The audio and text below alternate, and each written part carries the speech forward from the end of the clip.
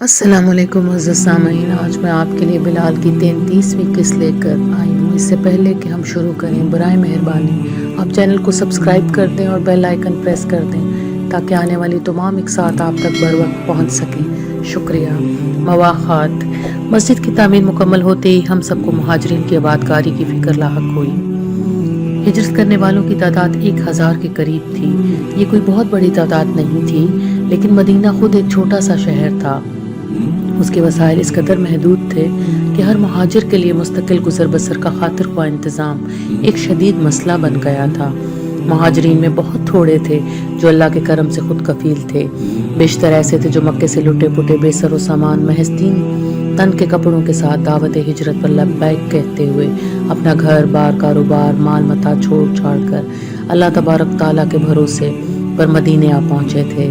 مکے جیسے تجارتی شہر میں ساری عمر گزارنے کے بعد ایک زرعی شہر میں آ بسنے کے اپنے مسائل تھے۔ پھر دونوں شہروں میں موسم اور آب و ہوا کا بڑا فرق ہے۔ مہاجرین کی معاشی، سماجی، نفسیاتی بحالی شب و روز کا موضوع گفتگو بن گیا تھا۔ جہاں 4 شخص جمع ہو جاتے، گفتگو اسی بنیادی نقطے پر آ ٹھہرتی کہ اتنے گمبھیر مسائل کیسے سلجھیں گے۔ لیکن اللہ کے رسول صلی اللہ علیہ وسلم نے یہ ساری مشکلات اپنی پیغمبرانہ فراست سے آن واحد میں حل کر دی۔ ایک روز انہوں نے مکے سے آئے ہوئے تمام خاندانوں کے سربراہوں کو انس بن مالک رضی اللہ تعالیٰ کی والدہ ام سلیم رضی اللہ تعالیٰ عنہ کے گھر بلوایا اور ساتھ ہی مدینے کے چند نسبتاً خوشحال لوگوں کو بھی دعوت دی۔ وقت مقررہ پر سب ام سلیم رضی اللہ تعالیٰ عنہ کے گھر کے وسیع و عریض احاطے میں جمع ہو گئے۔ حضور صلی اللہ علیہ وسلم تشریف لائے، حسب عادت سب کو مسکرا کر دیکھا اور انصار کو مخاطب کرتے ہوئے مہاجرین کی طرف اشارہ کر کے فرمایا کہ یہ سب آپ کے دینی بھائی ہیں اور اسی دین برحق کے نام پر جو آپ کا بھی دین ہے اپنا سب کچھ تج کر یہاں آئے ہیں۔ ان کی مدد آپ کا فرض ہے۔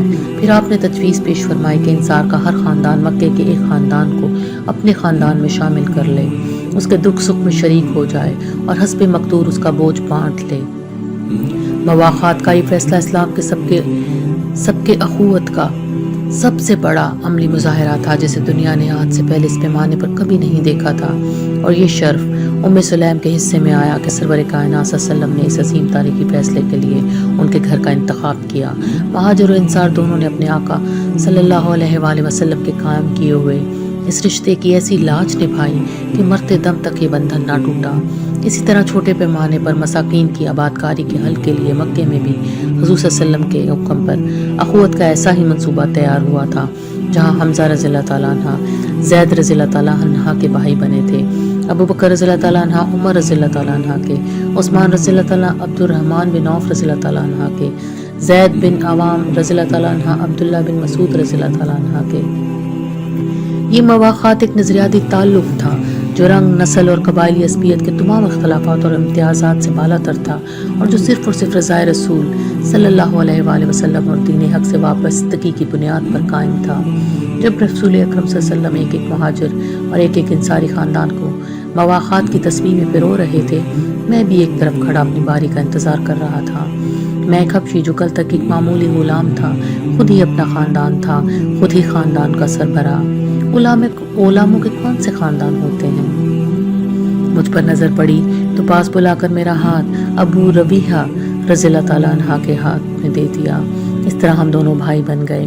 ہم ایک دوسرے سے گلے ملے اور گلے ملتے ہی یوں لگا جیسے ہمارا رشتہ خونی رشتوں سے بھی بڑھ کر گہرا ہو گیا، ایک مستقل رشتہ جسے دم کے ساتھ نبھانا ہوگا۔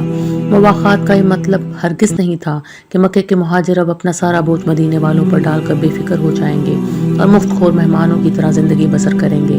مہمان نوازی کا وقت گزر چکا تھا۔ ہادی برحق صلی اللہ علیہ وآلہ وسلم نے اس رشتے کی وضاحت فرمائی کہ اب تک جو ایک تھا وہ 2 ہو گیا، جو 2 تھے وہ 4 ہو گئے۔ جہاں ایک کماتا تھا اب 2 کمائیں گے، جہاں 2 محنت کرتے تھے 4 محنت کریں گے۔ کام زیادہ ہوگا تو آمدنی بھی زیادہ ہوگی، اور یوں کو کوئی کسی پر بوجھ نہیں بنے گا۔ اسی طرح کئی سو خاندان ایک لمحے میں گزر بسر کے وسائل حاصل کرنے کے اہل ہو گئے، اور پھر یہ سوال ہی نہ رہا کہ کون کس کا بوجھ اٹھا رہا ہے، کون مہاجر ہے کون انصار۔ یہ تفریق ہی مٹ گئی۔ اپنے لیے اور اپنے خاندان کے لیے ہادی برحق صلی اللہ علیہ وسلم نے کسی کے ساتھ مواخات نہیں کی، کیونکہ مواخات کوئی آنی جانی چیز نہیں تھی، کوئی ایسا تعلق نہیں تھا کہ رہا رہا نہ رہا نہ رہا، یہ ایک مستقل رشتہ تھا، ایک ایسا معاملہ جس میں حضور خود کو منسلک فرما لیتے تو یا اوس کے کہلانے لگتے یا خزرج کے، اور ان کے منصب جلیلہ کی مرکزی حیثیت کا تقاضا یہ تھا کہ وہ نہ اوس کو خزرج پر ترجیح دیں اور نہ خزرج کو اوس پر۔ ایسے نازک و لطیف توازن حضور صلی اللہ علیہ وسلم ہمیشہ قائم رکھتے تھے۔ ابو ربیحہ رضی اللہ تعالیٰ عنہ رحمان الرحیم انہیں خوش رکھے، بڑی خوبیوں کے مالک تھے ہیں جنہیں دمشق میں میرے قریب ہی رہتے ہیں۔ بڑے کہنے سننے کے بعد مدینے سے آنے پر رضامند ہوئے، ان کے لیے امیر المومنین سے باقاعدہ اجازت لی جیسی میں نے اپنے لیے لی تھی۔ بے حد اثار پسند، میرے لیے انہوں نے جو کچھ کیا اور جس طرح سے انہوں نے میری دلجوئی کی اور ہر موقع پر جس طرح میرے دست و بازو بنے، اس کا اجر انہیں اللہ تبارک تعالیٰ سے ملے گا۔ شام کی مہم کے موقع پر میں مدینے سے روانہ ہونے لگا تو حضرت عمر رضی اللہ تعالیٰ عنہ نے مجھ سے پوچھا کہ بلال تم چلے جاؤ گے تو تمہارا وظیفہ کون وصول کرے گا؟ میں نے ابو ربیحہ رضی اللہ تعالیٰ عنہ کا نام لیا۔ وہ ایک مدت تک میری طرف سے یہ ذمہ داری نبھاتے رہے۔ آج کل تو زیادہ وقت یاد الہی میں گزارتے ہیں، کبھی کبھار میرے یہاں آتے جاتے ہیں یا میں ان کے یہاں چلا جاتا ہوں۔ نہایت کھرے، سچے، خوش اخلاق اور نفیس مزاج انسان ہیں۔ جس دن سے رسول کریم صلی اللہ علیہ وسلم نے میرا ہاتھ ان کے ہاتھ میں دیا ہے، ہم ایسے ہو گئے ہیں جیسے ایک درخت کی دو شاخیں جو باہم ایک دوسرے میں پیوست رہتی ہیں۔ اللہ نے اس رشتے کی برکت سے ہم دونوں کو بہت نوازا، بڑی رحمتیں نازل فرمائی ہم پر۔ جی چاہتا ہے جس طرح ہم دونوں کو اس دنیا میں رفاقت نصیب ہوئی ہے، اسی طرح آخرت میں بھی رب رحیم ہمیں ایک دوسرے کے قریب رکھے، آمین۔